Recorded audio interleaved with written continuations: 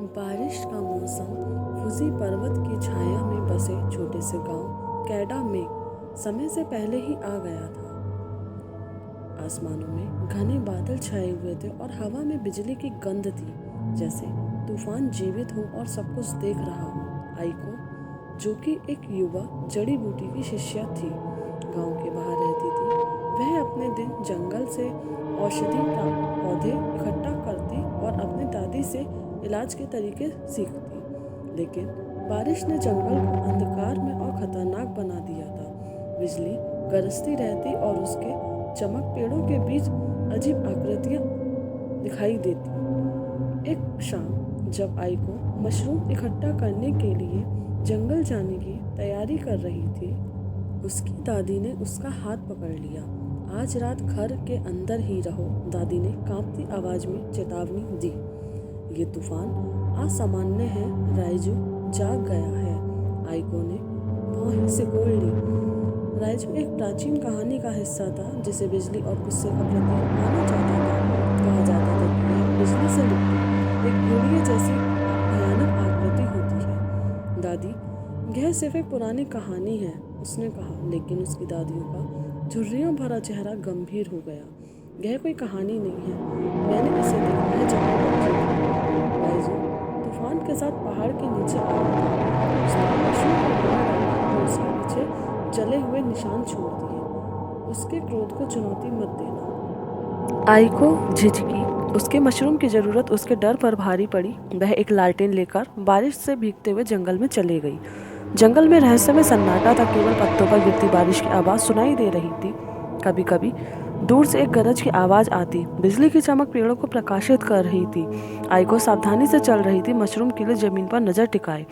अचानक एक धीमी घुर्राहट ने सन्नाटे को तोड़ दिया। आइको थम गई। उसकी लालटेन उसके हाथ में कांप रही थी। उसने उस दिशा में देखा, लेकिन वहाँ कुछ नहीं था, सिर्फ बारिश और लालटेन में कुछ झिलमिलाती परछाइयाँ। फिर एक और घुर्राहट, इस बार और करीब से। बिजली की एक तेज चमक ने एक आकृति को उजागर किया। वह विशाल थी, उसके फर में बिजली की नीली चमक थी। उसकी आंखें पिघले हुए सोने की तरह चमक रही थी और उसके चारों ओर बिजली की चिंगारियां नाच रही थीं। राइजू। आइको का दिल जोर से धड़कने लगा। उसने डर के मारे कदम पीछे खींचे, लेकिन वह आकृति पलक झपकते ही उसके करीब आ गई। वह राइजू था।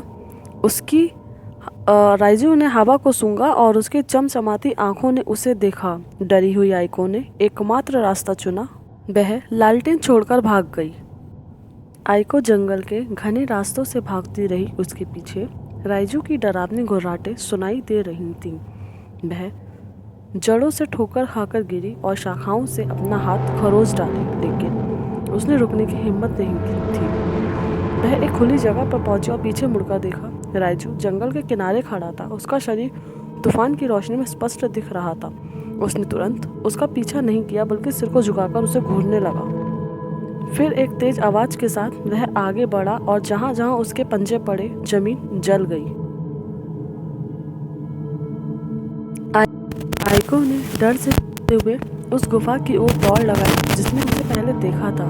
अगर वह वहां तक पहुंच जाती तो शायद वह छुप सकती थी। वह गुफा के अंदर दौड़कर गई।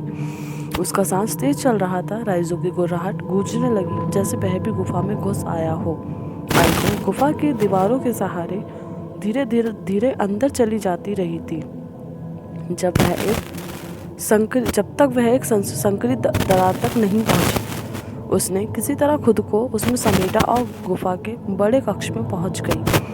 कक्ष मटमैली रोशनी से भरा था। कमरे के बीचों बीच एक प्राचीन पत्थर की बेदी थी, जिस पर बिजली और तूफान के प्रतीक खुदे हुए थे। आइको ने गुफा के प्रवेश पर राइजू की गुर्राहट सुनी। वह संकरी दरार से अंदर नहीं आ सकता था। उसने चट्टानों पर अपने पंजे गड़ाए।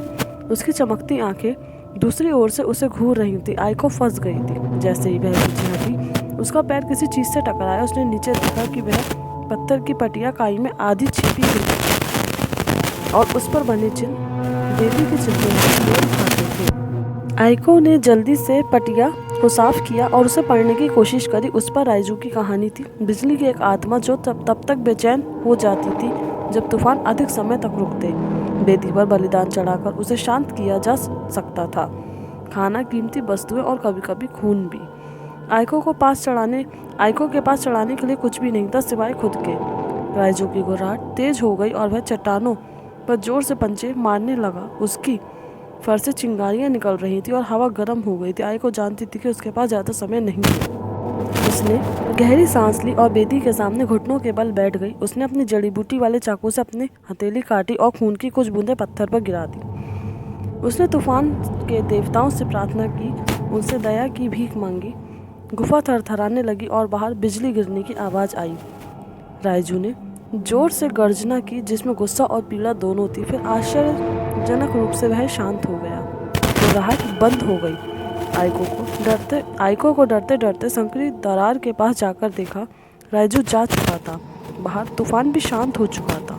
सुबह की पहली किरण बादलों के बीच से झांक रही थी, लेकिन जब उसने गुफा के बाहर कदम रखा देखे जहाँ राइजू खड़ा था।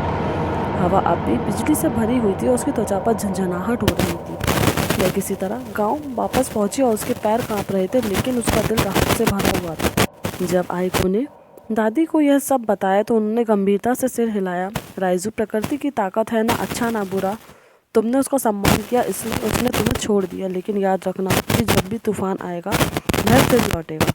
उस दिन के बाद आइको ने सुनिश्चित किया कि वह बेदी हमेशा चढ़ावा रखा जाए और गांव वालों ने कभी इन कहानियों को झुठलाने की कोशिश नहीं की। लेकिन कभी कभी जब तूफान अपने चरम पर होता तो आइको दूर से घुर्राहट सुनती और अंधेरे में सोने जैसी आंखें चमकती, यह याद दिलाने के लिए कि राइजू हमेशा देख रहा है।